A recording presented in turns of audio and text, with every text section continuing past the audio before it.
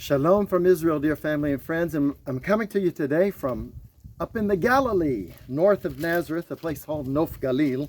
But we're in Matthew chapter 11, and we're saying that John the Baptist here had a little lapse in his faith, and he sent to Yeshua to ask, are you the one to come, or should we wait for somebody else?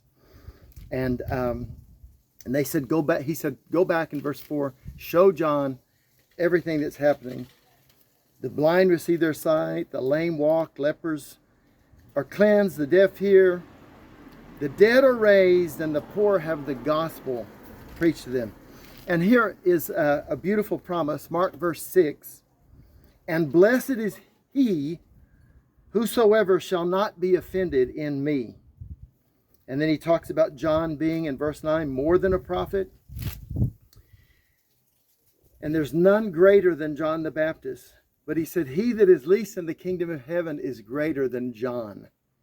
And so this new arrangement of the coming of the Messiah and the kingdom status that will be, the least in the kingdom will be greater than John. From the days of John, verse 12, the Baptist, until now, the kingdom of heaven suffereth violence, and the violent take it by force. For all the prophets in the law prophesied until John. And if you will receive it, this is Elias, which was for to come. And verse 15, promise, he that hath ears to hear, let him hear. Look at the promise at the end of verse 19.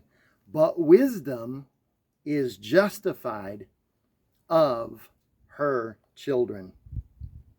A couple of negative promises here we have in Matthew 11.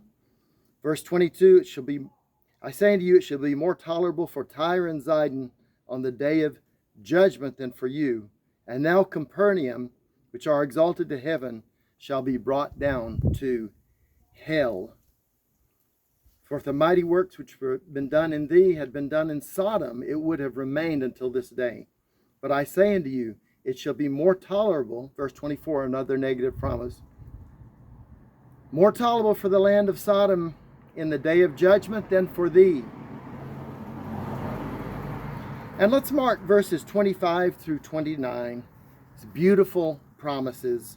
At that time Yeshua answered and said, I thank thee, O Father, Lord of heaven and earth, because thou hast hid these things from the wise and prudent and revealed them unto babes. Even so, Father, for so it seemed good in thy sight. All things are delivered unto me of my Father, and no man knoweth the Son but the Father.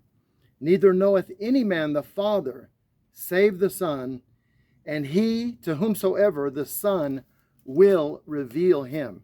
So some people go, oh, I wonder if I'm elect. I wonder if I'm chosen. And does Jesus want to reveal himself to me? Look at the next verse. The next three verses, 28, 29, and 30. Come unto me, all ye that labor and are heavy laden, and I will give you rest.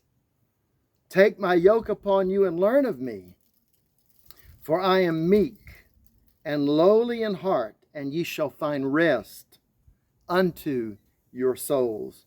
For my yoke is easy, and my burden is light. God bless you today. Share these promises with someone. People are desperate to know what God has said he will do. And so try to share it and keep on praying for the protection of Jerusalem, north, south, east, west. North here in the Galilee, south down in Jerusalem and Beersheba and Eilat, west in Tel Aviv and Haifa and Akko. Pray that God will protect this land and this people. Pray that God will protect the Jewish people and bring them restoration and blessing. God bless you. Love you so much. Until next time, shalom from Jerusalem. Shalom from Israel. I got Jerusalem on the brain. Shalom from Israel. I'm in Upper Galilee today, not Jerusalem, but love you so much. Shalom from Israel.